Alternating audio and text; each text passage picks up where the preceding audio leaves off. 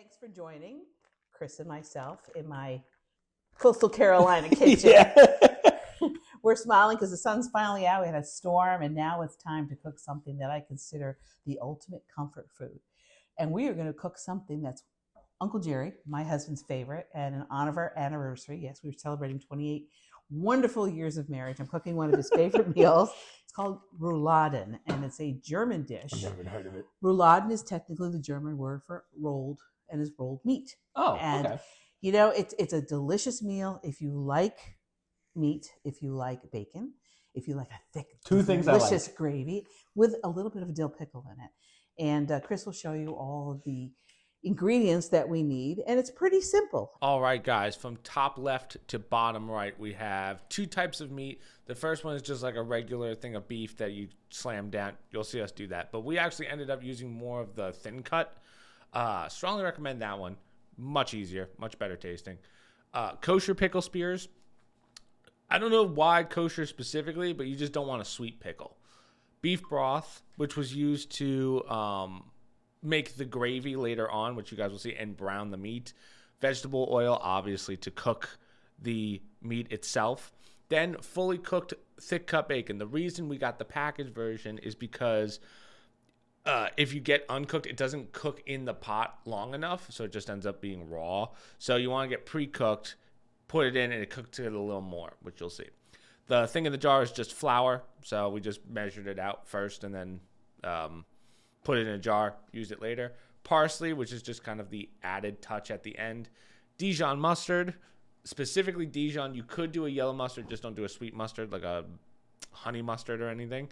And then onions. So just diced yellow onions. You could use red onions, but the yellow diced ones worked pretty solid just because we didn't feel like cutting them. So yeah, that's it. I think the longest part of this is just cooking it for about an hour or so. Here's a question. Sure. Can you do this without the pickle? Because I know that there's people that don't like pickles. Yes, you can do whatever you want. In fact, the Italians have something similar. Don't talk about my people. It's not your people. Italian meal or Italian recipe includes carrots. You can put cheese inside. You can really jazz it up and do whatever you really like that, you know, suits your taste buds, and perhaps, you know, what if you have a theme to your meal or whatever. We just like the official German. It's something my mom used to cook for us, my aunt, and they were from German descent, and we just like it. It's just delicious, and you can serve it with egg noodles. You can serve it with mashed potatoes. What are we serving it with? We're going egg noodles tonight. Oh, we are? Let's go. Okay, sweet. Which is very easy to cook. And again, I have finicky eaters in my household. My daughter doesn't like mashed potatoes. You love mashed potatoes. Where do we begin? So we have a couple things. I went to the store and I went and bought some meat. And I got some things that were on sale, which is even more special. So I have some beef cube steak, and because you like to eat at least 3 or 4 of these, I'm buying the meat in bulk. But today I'm going to try something different. I'm going to cook this 2 ways. I'm going to use the cube steak, and I'm also going to use this, we call thin cut. It's a thin cut, but it's the top round. It's probably a better grade of your meat, probably a little bit more tender, but you will see shortly. We're going to take out our aggressions. How are we going to do that? Oh, we're going to beat it with a hammer? We're going to beat the son of a gun. Sweet. So with a mallet. So first things first, you have your meat. So I have our top round meat, and I also have our beef. It's like beef steak. They call it cube steak. So I'm going to have you open it up. Now, real fast though, do you want to show them this pot? Because they can't see this pot. No, you can't. So there's a couple ways you can make this meal. I have done it innumerable ways. Probably my favorite way of cooking this meal is using this old-fashioned Presto electric frying pan, believe it or not. Very interesting how this works. With the lid. This is probably 25 years old now. Looks like it. It has a little open. Hey! Everything old is new again. It looks like so we have openings at the top to let the steam out, which is important. I've cooked it in a giant pan on my stove. I put them in the oven, cooked them for over an hour and a half at 350. I have not done this yet. Okay. I have not tried the crock pot. So are you nervous? Maybe someday I'll try it in a crock pot. But for now, I'm going to do the tried and true method. It's the fastest one. We're going to do a little trick. I have a rubber mallet. Okay. You can use this. I'm sure people have meat tenderizers. I do not. I have this. In the past, I've always used a rolling pin, a baking rolling pin. You can use it as a hammer of some sort. You don't want something that's going to destroy the meat, shred it. You want something that's going to pound it thin, okay? Gotcha. So let's start off. We can do our meat. Okay. And what's nice about this is I can bang these out very quickly, but it can be a fun two-man job. We can do it together and assembly line, get it done. You're just that good with the... We'll see. How often are you using this mallet? On myself? Is that what you're implying? So here's our meat pressed between our Okay, wax and then you're paper. just going to slam it? Go ahead and take it. Oh, God, this is a lot of... What if I break your countertop? Start in the middle. So, and go okay. out. So there's a technique to this. So the goal is that it flattens out because ultimately we're going to fill it and we're going to roll these. How... Keep going. Now you can start spreading out to the edge. Like, I don't know what's Keep considered going. I'll too know thin. when you're done. Very, very good. Does the size of the hip matter, or are we just flattening it? Nope. Just flattening it out. So it almost looks like it's about a rectangle so that we can roll. Oh, okay, I see. Certainly you want to have it thin, evenly thin across the board. But what you're doing is you're tenderizing the beef and you're thinning it out so you can make it into a nice roll. And you're not shredding it, which is good. We don't want it to shred because then all of the inside will ooze out and you lose all of the goodness inside. I don't want that. No. Why don't... Okay, now we're doing it in a different way. I'm just thinking of this surface space. Okay. So, like, is this... Mm-hmm. I mean, I got so desperate in my early years, I even used a full wine bottle because I didn't have a roller. Just start hitting with the wine. But I did. So how thin are we looking? Like more than that? That's looking pretty good. Now let's try over here. Do the next one. Well, you want to do the next one? one? All right, I'll do it quickly. I got to see how professional. Can you do me a favor? Can you go in my oven and take out my big wooden board? So I'm just kind of pounding it evenly across. So you saw the size of it. It's almost double in size. So that's pretty good. Dang, you do that fast. Years of experience, what can I say? Or a lot of aggression, I figured it out. So, okay. So we're just going to start off with 2 for now. Okay. This meal is probably going to be about at least 8 to 10. And you know what's so nice is that you can make this in batches and freeze it. Oh, really? You can freeze this up to 3 months and just pull it out, nuke it, and you can have a really nice dinner ready to go. Gotcha. I think that's the benefit for a lot. Oh, hello, you. First and foremost, salt and pepper it. Salt and pepper to start. Right on top. Yep. Interesting. Right on top of the meat. Salt so and pepper. How much we talking? Like a lot? Good. A little bit more. Good. Now put some pepper on it, please. Oh my goodness. Now this pepper shaker is the slow one. Well, I learned last time. So is that pretty good? Excellent. Yeah. Now what we want to do. I don't mean it in a bad way. Highly recommend Dijon mustard. The flavor that the mustard's going to give to this meat is delicious. And it also gets into the gravy and it really, really is delicious. So we're going to shake it up so there's no liquid. I'm going to go higher so that we're both kind of in it. Okay. Boom. Perfect. So we have it all on the board, salt and pepper. Now you're going to come across here and give a nice strip of mustard. Nice strip of mustard. Right across the meat. Like zigzag style or just straight down? Yeah. Ooh. Vertical. Okay. Okay. There we Perfect. go. Do like I would do really quickly. Like right that, down the like middle. That's enough? Zippity doo dah. That's enough. Now what we want to do, add your bacon. Now I strongly suggest using bacon. Don't cook it because it makes it too crispy. You don't want it ultimately crispy. It is going to get cooked in the oven or the fry pan. You're going to lay your bacon across. Okay. This I use fully cooked, thick cut bacon because it really has nice flavor. We add a little bit of onion.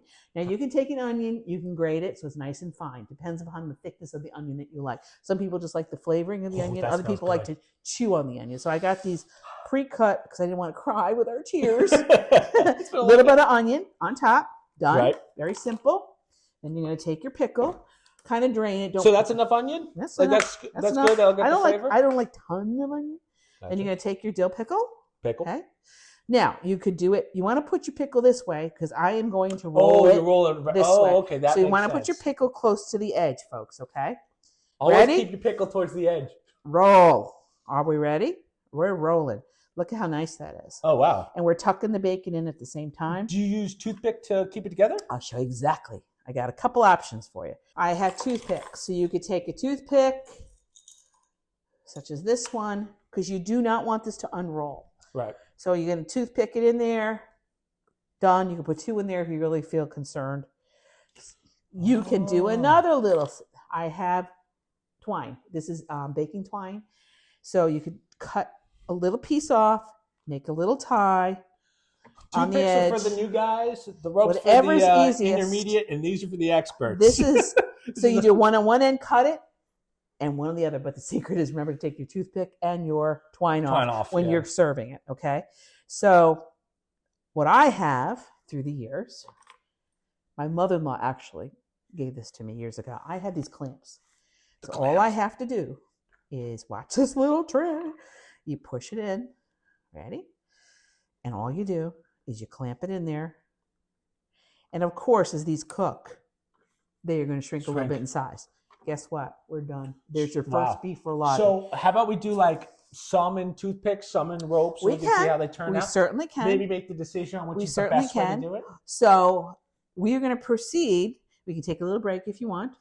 And then once we get the bulk of them done, then we're going to put them in the grill. All right, you guys saw. So we'll be back with hopefully all of them ready done. To go. And then, real fast, do you want to show them in that cut? Yeah, we can do that also. About the same? Certainly. So I'm anxious to try both and just see which one I prefer. So this one you don't have to flatten out because it's already... You really do not have to.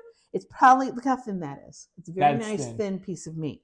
So what are we going to do first? Okay, I got this. Here we go, folks. Dijon mustard, salt, pepper, fuck. Hey, I'm 0 for 1. Hey.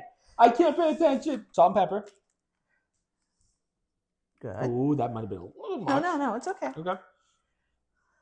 When you watch cooking shows, they always complain about the seasoning. It's not seasoned enough. It doesn't have enough seasoning. It doesn't have enough flavor.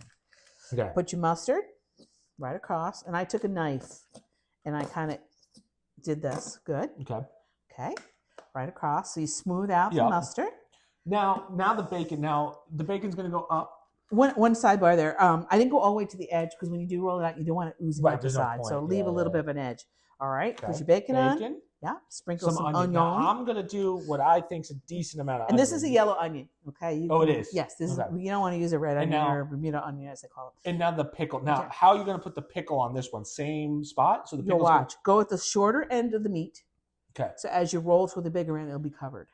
Okay, so right now. Start rolling it and tuck everything in as you go. Hold that bacon so it doesn't slide out. Rolling. Good. My aunt's a goddamn genius. I don't know about that. Look at this. I didn't create this recipe. It's been around for a long, long time. I like to tell people. I'm going to tell everyone you created it. Yeah, I don't think so. I think a lot of chefs will say, I don't think that's the case. Very good, Chris. Thank you. So I'm going to take about the same size of string. And like I said, this is string that you can put in the oven if you wanted to. It's not going to cause a fire. So you know what? Pull it too tightly because it'll go right through the meat. Right. So you want to just enough to keep it together. Yeah, and I do it very simple. You can do a little knot and just cut it out. 1, 2, 3, and done. Real simple. Tuck that bacon in there. For the record, I didn't want to bring this up now, but viewers asked for a vegetarian one for next time. Do you think you could do that? Absolutely, I can. All right. I have some very good vegetarian ideas. Like that. It's not what I like to hear, but that is not bad. Yeah, I know you're anti. You shouldn't say that. You're willing to try anything. Screw vegetables. You're willing to try anything. No. Okay, let's roll. Come on. All right, yeah. Time's a waste. I can work on those if you want to keep pounding. So we have 1 toothpick, 1 metal, and then 1 string. So let's show you guys how it's done. Proceed. So now we're gonna plow through the rest. Right, correct. So far we've gotten 7 done. How many more bacon strips? 1. 1 or 2? 1. Okay. Switch that in. Whoop. Oh. Come on down. The pickle's slipping. The pickle is slipping. So these are kosher pickle spears. You can use any kind. They even said you could use dill pickle chips. Do not use sweet pickles. Do not use sweet pickles. Or gherkins. No, you definitely want to use a delicious toothpick dill pickle. So this is all we got done because we didn't have that much bacon left. We went through all the bacon. Literally, how long did that take us? 10 minutes? 10, if 15 that much? tops. I mean, we could have checked the time on that one. But. So we have my electric skillet. Okay. So I have at the top here this opener for the steam, which I want to do. I am going to turn it on, and I'm going to put it to about 375, which is kind of similar to an oven, right? Oh, interesting. Here, hold on. Let me 350, show you guys 375. real fast because that's an interesting dial. So wait, show. 350, 375. And notice you can do your pancakes, you do stir-fry, bacon, eggs, burgers. That's pretty nice. So I love this. I've had this forever, and I love this. Easy cleanup. So as it starts to warm up, Chris, I'm going to have you kindly get me some vegetable oil, which is over there. Vegetable oil? Right in front of you. We're going to eyeball it again. Oh, you want me to do it? Oh, geez. Yeah, you're. Oh, there's a lot of pressure. Okay. Okay, put in about good 2 tablespoons. Let's see how that looks. 2 tablespoons. Yeah, well, that's pretty good. So this is going to heat up. Let me see if it covers the bottom. Let's get some beef broth going. Beef broth, okay. I'm going to put a little beef broth in the bottom. Let's heat it up first. It's indestructible. Okay. Probably has the cap in there. See the cap? It's open. Okay, good. Let this heat up a little bit. So you start hearing a little bit of a sizzle. Then you know we're just about ready to put it in. So it's starting to heat up. Put a little bit of beef broth in there. Just a little. Just a little, not a lot. This is going to be used to make our gravy. So you hear the sizzle? All right, we're cooking with gas. A little bit more. Okay. Okay. So now I'm going to take and putting it in. 1, 2, 3. I'm taking headshots over here. Don't fear the skillet. Moving it around. So yeah, just like I said, we can just get that. That's as much as we can get in there. Perfect. Wow. Okay. Ooh. So I put my lid on. Wipe off if you see any splashes. Right. So should you close the steam part? No, I let the steam come out. Oh, interesting. Okay. Yeah, you know I'm burning. Plus, I can hear it better. I can hear the sizzle. Gotcha. So this is going to be used. No, we're going to be using this periodically. As it starts to get brown, I'm going to keep adding. It keeps making it tender. Give us like a time. So, how long is this going to take total?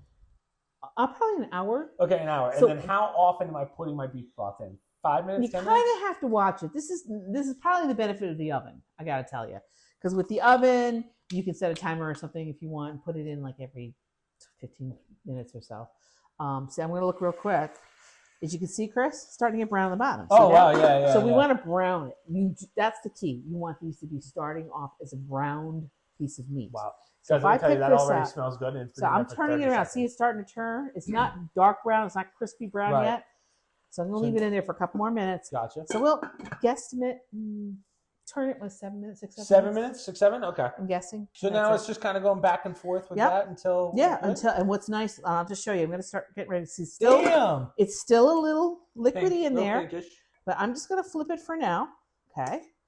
Because what's going to happen is this gravy's the beef broth's going to pretty much burn off. So when does it start crisping up? When that beef broth. Oh, okay, gotcha. Basically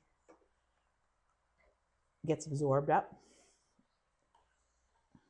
I don't know if I'm liking the toothpick as much as I like. Yeah, I think the clamp really does the trick. Sweet. And no, you can't use a zip tie. That would melt. So it's getting there. So once this goes. That one viewer that was like, I can use zip ties. No. Avoid the zip ties. No zip ties. So we're going to leave this here. And then what I'm going to do, and that's what I highly recommend, is when you hear this start to sizzle, like it's really, really cooking, add some beef broth. How much? Same amount? I put it to cover the bottom. I don't want it too because the goal is to brown the meat, but you don't want to get so brown that it's burning. So we good to shut off the cameras for an hour? Yeah, let's just kind of for now, and just realize that every 15 minutes or so, I am going to. But I will also suggest after about 40 minutes, lower the temp. Okay. Okay. So you want to cook this a good hour, and you can just feel the meat. You'll just by the color of the meat, and you'll know when it's done. But I would say cook it for at least an hour. Okay. In the oven, hour and a half at 350, 325. And but this, I just know by looking at it, and you'll see too when it's done what I'm talking about. See, as it's starting to really absorb, the meat's absorbing the flavor of the beef broth, and then I'll know once I start hearing it. Time to flip it. Time to add a little beef broth. So good hour. Lower it to at least 300 300 or so.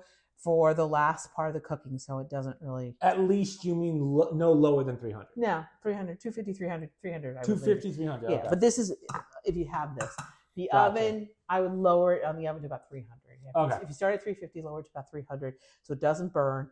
And keep an eye on it in the oven if you have to do it with the oven because you just don't want it to really burn out into the pan. Gotcha. So, Sweet. All right, guys. So we'll see you Yes. in an hour.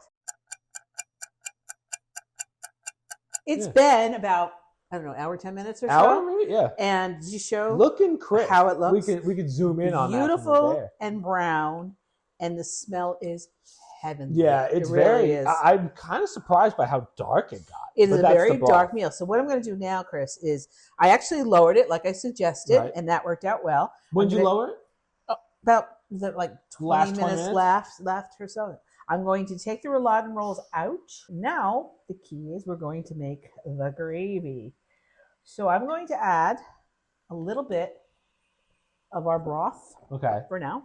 So we keep it going. Keep it going. A little bit. God damn. Well, remember, so I have my 3 tablespoons of, what's in here? Flour. Correct. Cocaine. No. Now, you could do 2 things. You could add the beef broth to this. To the flour. Or I'm just going to add some water right now because it looks like it's very, very brown. What would be the reason to put bone broth in? Doesn't matter. The secret is we want to make this like a, not a paste. Powder? No, we want it liquidy. As you can see here, I'm using a spoon so I get off the bottom, but then I'll probably shake it up pretty good. We want it somewhat thick, almost like a salad dressing consistency. Oh, wow, yeah.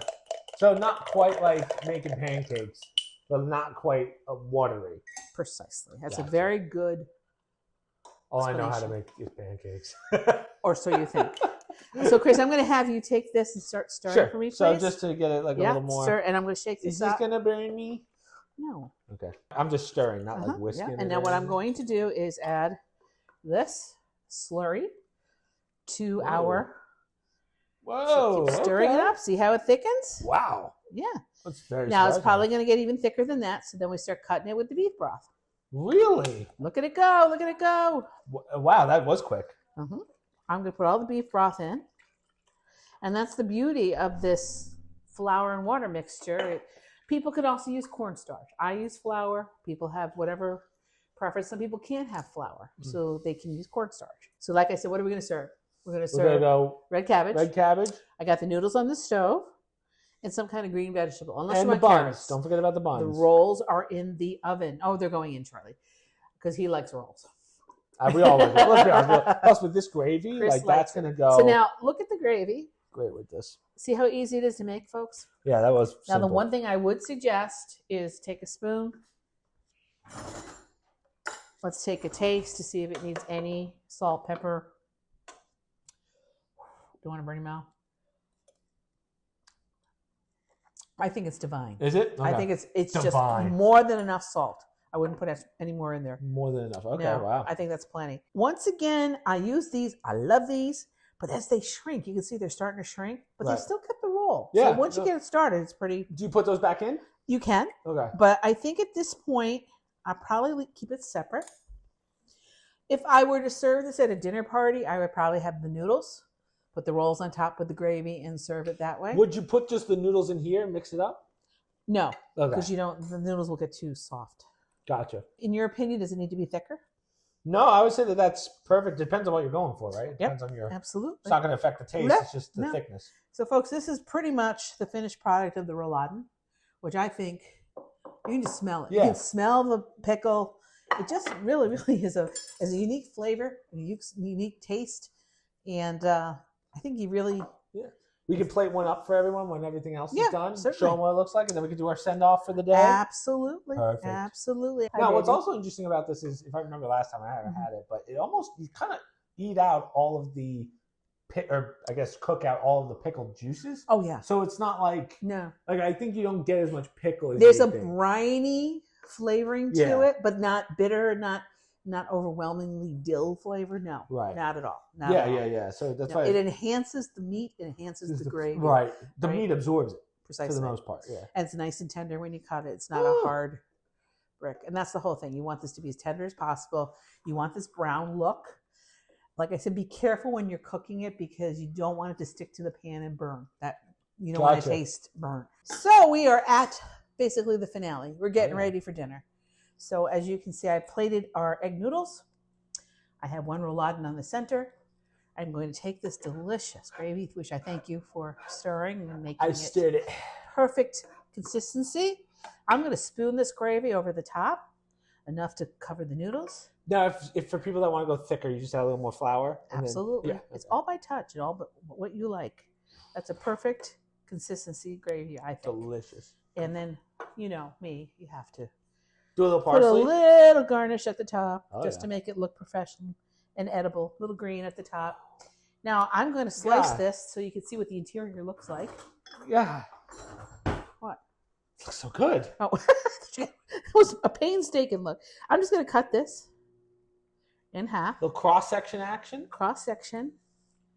And as you can see, there's your pickle, there's your bacon, there's your meat. That's the way it's supposed to be. That done. is pristine. delicious. I now want to say it's elevated comfort food because I really think you could have a I mean, if you're definitely someone evening that dinner. likes yeah. Tonight's just a special night, but I will say it's not special to me. It is my anniversary. It is Flag Day. And happy birthday to my mom. Yeah, Grandma. In honor of you. So enjoy. Cheers, Aunt Sue. For a special night or regular dinner. Thanks for joining us. And next time I promise to do a vegetarian dinner. We'll give it a shot. I'll do my research and come up with something that we both enjoy. Sweet. Thank you for joining us. Bye for now. Guys.